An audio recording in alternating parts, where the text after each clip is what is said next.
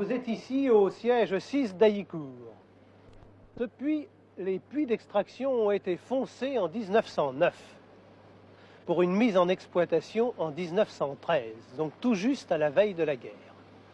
Ce n'est toutefois pas l'exploitation la plus ancienne de cette partie ouest du bassin. La plus ancienne, c'est laquelle? La compagnie des mines de Bruay et la compagnie des mines de Marle ont été fondées en 1852. Certes, l'exploitation a été au début assez modeste, puisque je crois que le secteur faisait simplement 200 000 tonnes en 1870. Mais elle a augmenté ensuite assez rapidement pour faire 3 millions de tonnes en 1900.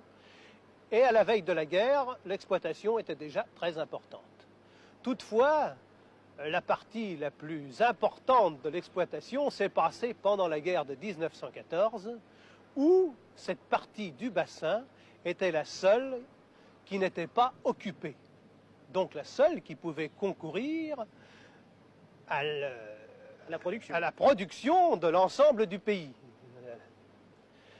La production a culminé, je crois, en 1917, où le secteur a fait près de 8 millions de tonnes. Et dans les années qui ont suivi, ça n'a jamais dépassé ce taux de production? Non. Dans l'entre-deux-guerres, l'exploitation s'est limitée autour de 6 millions de tonnes, bon an, mal an. C'était déjà une extraction très importante qui a commencé à diminuer les ressources exploitables de façon non négligeable. C'est pourquoi, dès la fin de l'autre guerre, l'exploitation déclinait déjà.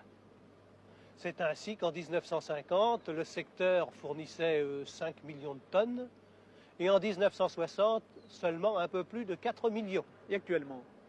Alors actuellement, je pense que nous ferons dans la présente année de l'ordre de 2 200 000 tonnes.